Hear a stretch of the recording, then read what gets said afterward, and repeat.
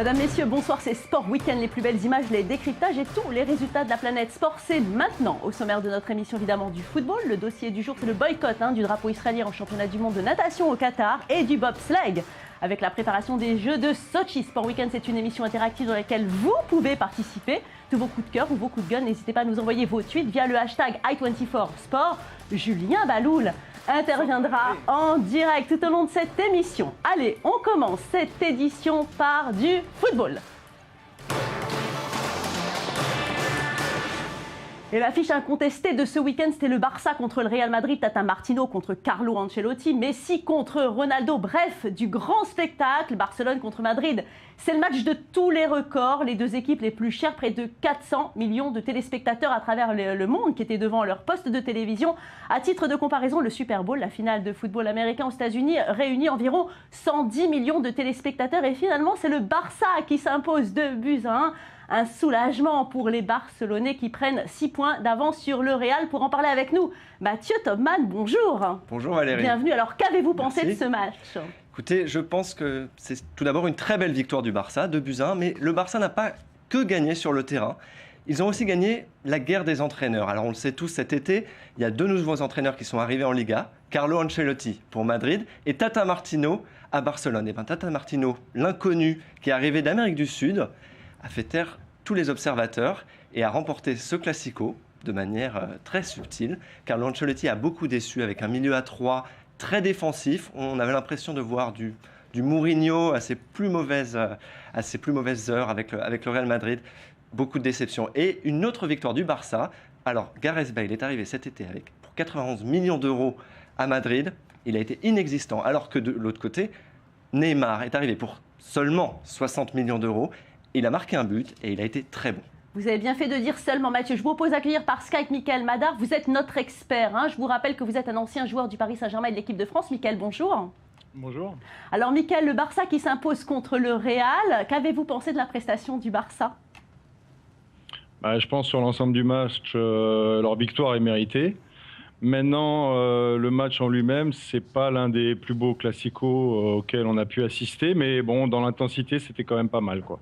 Alors, on avait quand même beaucoup de doutes concernant Tata Martino en tant qu'entraîneur, très peu d'expérience. On se posait même la question pour Laurent Blanc au Paris Saint-Germain. On a l'impression que ces deux-là, finalement, ce sont eux qui s'en sortent le mieux.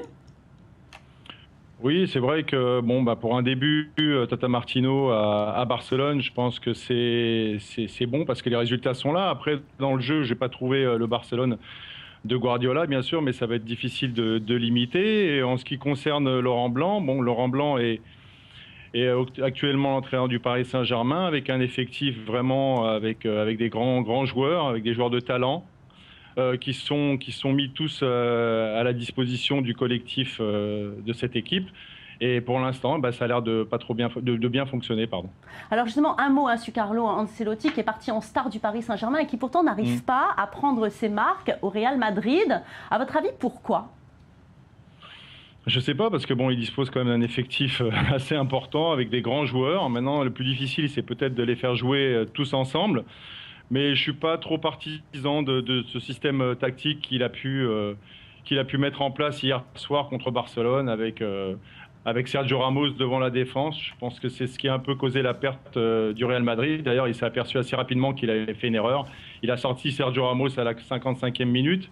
Et c'est là que Real Madrid a commencé un peu plus à jouer, voilà. Merci beaucoup, Mickaël. On enchaîne avec un autre match important ce week-end. On part en Allemagne cette fois pour le derby de la Ruhr. Schalke 04 qui reçoit Dortmund, 2 villes séparées de seulement quelques kilomètres. La domination régionale est en jeu. 2 équipes historiques, mais actuellement, c'est Dortmund qui mène la danse. David Sambel, bonjour. Bonjour Valérie. Que s'est-il passé pendant ce match ? Le derby de la Ruhr, c'est un match très très important en Allemagne. C'est un peu comme OM PSG en France. Ouais. Ou bien sûr, bien évidemment, comme le Classico Barça-Madrid dont on vient de parler avec Mathieu et Mickaël. Alors pour ce genre de match, il y a toujours du spectacle et vous allez le voir, on a encore une fois été très très gâtés. On peut regarder d'ailleurs sur les images. C'est un match sous haute tension, comme vous pouvez le voir, les supporters sont venus avec des fumigènes et la rencontre commence sur les chapeaux de roue, 15e minute. Pierre-Emerick Aubameyang conclut sur une action d'école, ça fait 1-0.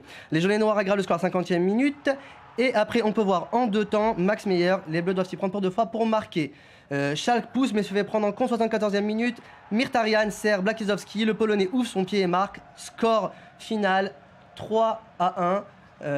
Voilà, on peut voir le but de Max Miller. Ouais. C'est vraiment un très beau but. Et on revoit le troisième but, comme je vous l'ai dit, c'est la 74e minute. Mkhitaryan sert Blaszczykowski, le Polonais ouvre son pied, on peut le voir, et hop, il marque, score final 3-1.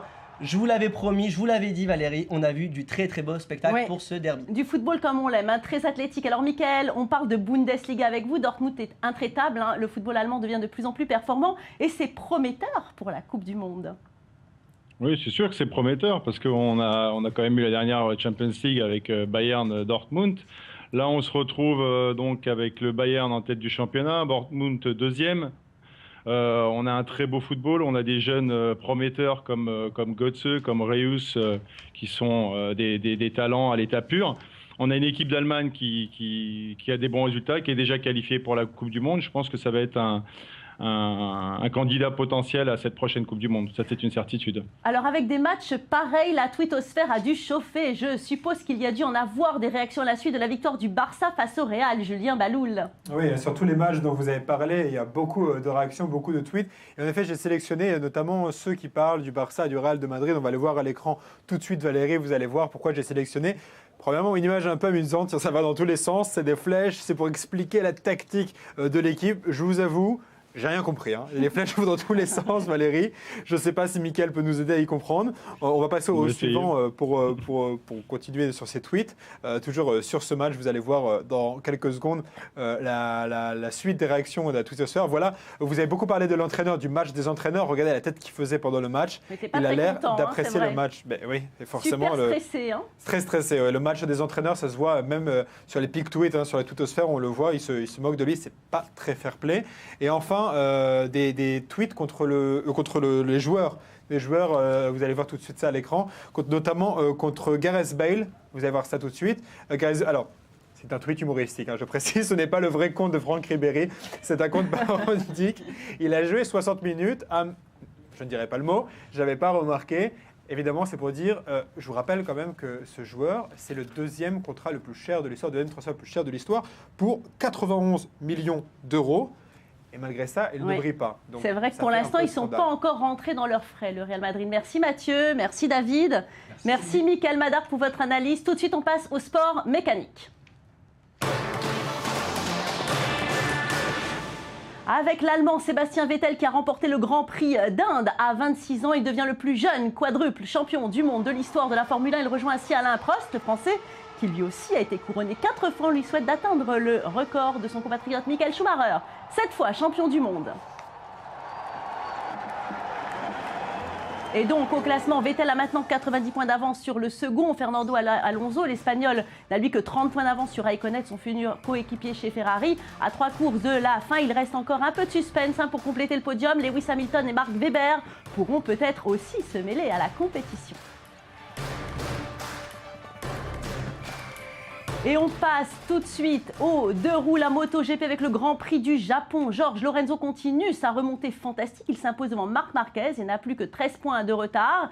Alors qu'il ne reste qu'une course, le Grand Prix de Valence aura lieu le 10 novembre prochain. Même si Lorenzo l'emporte, Marc Marquez sera sacré champion du monde s'il termine dans les 4 premiers. Beaucoup de suspense. Donc, Marc Marquez n'a maintenant plus que 13 points d'avance sur Jorge Lorenzo. Au contraire de la Formule 1, le suspense va durer jusqu'à la dernière course. Ça sera à Valence. Dani Pedrosa, quant à lui, est déjà assuré de finir 3e. Il est hors de portée de Valentino Rossi et déjà trop loin pour Jorge Lorenzo pour espérer le rattraper. Allez, on passe au dossier de la semaine. Le dossier de la semaine, les projecteurs ont été tournés sur le Qatar où se déroulaient les championnats du monde de natation. Les nageurs israéliens participaient à la compétition et la télévision qatari a refusé de montrer le drapeau israélien, ce qui a provoqué un véritable tollé. Pour avec nous en parler, Annabelle Azadeh, bonjour, bienvenue. Bonsoir Valérie. Alors Annabelle, est-ce que ça arrive souvent, ça, le boycott des sportifs israéliens? Alors déjà, pour les téléspectateurs qui n'ont pas suivi l'histoire, je vais raconter un petit peu. Alors effectivement, le drapeau israélien a fait des vagues cette semaine lors de la 5e étape du championnat championnat de natation à Doha au Qatar. Alors on le rappelle, le scandale a éclaté dans le Huffington Post mardi. On va le voir en image. Le drapeau israélien au début de la compétition était bien dressé aux portes du bâtiment. Donc c'était le centre aquatique de Hamad. Il a été dressé samedi et il a choqué les habitants qui l'ont fait enlever lundi. Lundi comme par magie, il avait disparu. Alors ce n'est pas tout. Mardi, lorsqu'Amit Ivry, donc la nageuse israélienne, elle a été classée deuxième donc à cette étape de la Coupe du Monde de natation en petit bassin, eh bien il n'y avait pas le drapeau à l'écran. D'ailleurs, comme le raconte l'un des sportifs israélien Gal Nedav sur la page officielle du Facebook, l'équipe de la chaîne de télévision officielle avait pour ordre d'éviter de filmer le drapeau israélien, de filmer les athlètes israéliens et de ne pas mentionner le mot Israël, donc le nom du pays. Bref, l'histoire a fait des vagues. Quelques heures plus tard, un délégué israélien a annoncé qu'il intenterait un procès au CIO, le Comité international olympique, on le rappelle, et même qu'il condamnait la FINA, la Fédération internationale de natation, qui interdit toute critique de l'opinion politique dans un événement. Bref, le Qatar est allé un petit peu trop loin et s'est excusé jeudi après l'événement. Alors, c'est pas un cas isolé, c'est pas la première fois que les athlètes israéliens sont boycottés dans des compétitions comme ça majeures, Annabelle. Alors, je voudrais vous répondre non, malheureusement, c'est pas le cas. En 2009, la joueuse de tennis Shahar Peer en avait déjà payé les frais lors de l'Open de Dubaï. Elle s'était rendue à Dubaï. À l'aéroport, on lui avait refusé tout simplement d'entrer dans le pays et de lui donner un visa. Venus Williams et Andy Roddick avaient d'ailleurs pris sa défense. Exactement, on se rappelle très bien de cet épisode. En menaçant eux-mêmes de ne même pas se rendre à la compétition. Finalement, Dubaï avait dû payer $300,000 d'amende. L'année d'après, elle avait participé à l'Open de Dubaï, mais sous une surveillance extrêmement lourde et qu'elle seule avait dû subir. Et il y a quelques jours, Amit Ivry a été interviewée à la télévision. Elle a dit qu'elle préférait ne pas parler de politique. Alors justement, la twittosphère réagit beaucoup. Les internautes qui condamnent le boycott des sportifs israéliens, Julien. Oui, absolument. Il y a plusieurs tweets, il y a plusieurs types de tweets. D'abord, ceux qui reprennent purement et simplement les faits que vient de raconter Annabelle. Vous allez voir tout de suite à l'écran. C'est vrai que cette histoire a beaucoup choqué. Le Qatar censure le drapeau israélien, mais là, dans les dents, Amit Livner, médaille d'argent. Amit Ivry, pardon, j'ai confondu avec le chanteur Ivry Leader. Amit Ivry, qui a emporté. Donc, ils ont été obligés de montrer les résultats à l'écran. Je suis désolé pour ce lapsus, c'est assez drôle. Et on va voir le deuxième tweet, toujours dans le même style. On adore quand vous éclatez de rire, Julien. Merci beaucoup, Annabelle. Allez. Le deuxième tweet, toujours sur ce sujet. Voilà, Amit Ivry, nageuse israélienne ignorée par le Qatar. Pas de drapeau d'Israël. Vive la Coupe du Monde 2022. Vous l'avez compris, Valérie, ça fait référence au fait que le Qatar doit organiser d'autres compétitions internationales. Et donc, se posera à nouveau la question, évidemment, si Israël est qualifié, est-ce qu'il va gagner ? On l'espère. Merci beaucoup, Annabelle Azadeh. À la semaine prochaine pour un nouveau dossier. Allez, un mot de tennis alors que l'Open de Paris-Bercy commence lundi. Roger Federer s'incline à domicile à Bâle en Suisse contre l'Argentin Juan Martín del Potro en 3-7, 7-6, 2-6, 6-4. De son côté, Michael Youzny remporte l'ATP 500 de Valence face à David Ferrer. L'Espagnol, score final 6-3, 7-5. Et à Istanbul, Serena Williams bat la Chinoise Nali 2-6, 6-3, 6-0. Et pour être tout à fait complet, on va passer à la boxe. C'est un véritable petit exploit. Bernard Hopkins conserve son titre de champion du monde IBF et améliore ainsi son record d'ancienneté. Il devient à nouveau le champion du monde à l'âge de 48 ans. Voilà, et cela au point. Et bien voilà, avant de se quitter, je vous propose de visiter la piste olympique de bobsleigh dans la Plagne. C'est à la Plagne, en France. Elle accueille des athlètes venus de Suisse, d'Italie, d'Autriche ou encore de Grande-Bretagne. Ils ont choisi cette piste très technique pour s'entraîner en vue des Jeux d'hiver de Sochi en 2014. Il faut dire que la glace y est très bonne et de qualité. Elle doit être parfaite pour ces bolides qui dévalent des pentes de plus de 130 km/h. Le bobsleigh, pour anecdote, c'est le sport préféré du prince Albert de Monaco. Allez, on se quitte sur ces images et ces sensations fortes. C'est la fin de cette émission. Au revoir à la semaine prochaine, Julien. Merci de votre fidélité. À bientôt.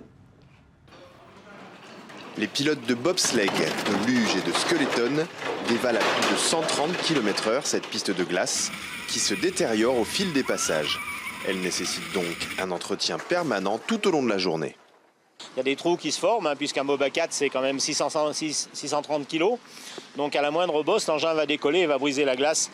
Et donc là, le but de l'opération, c'est donc dans un premier temps d'enlever tous ces débris de glace, d'arroser la piste de nouveau et surtout de boucher les trous.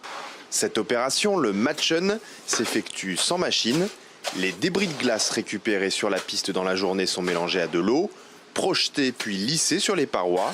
Après avoir durci pendant la nuit, le matchun est lissé au petit matin.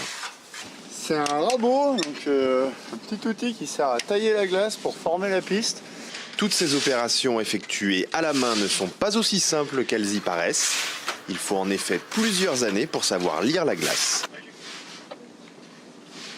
C'est tout à l'œil, ouais, tout à l'œil. Alors après au début on voit pas grand chose, puis petit à petit on prend l'œil, on voit les trous de mieux en mieux, les bosses de plus en plus. Petit à petit on arrive à y enlever. Il n'y a pas de formation pour le métier de glacier qui s'apprend donc sur la piste par passion. On est tous les jours en train de la refaire, tous les jours en train de lutter contre du givre ou les déformations de la piste. Et voilà, c'est vivant. C'est comme toute matière vivante qui a besoin de nous pour continuer à être là. Et voilà, c'est ça que j'aime bien. Réputée mondialement, c'est l'équipe des glaciers de la Plagne qui a été choisie pour préparer la piste des Jeux Olympiques de Sotchi en 2014.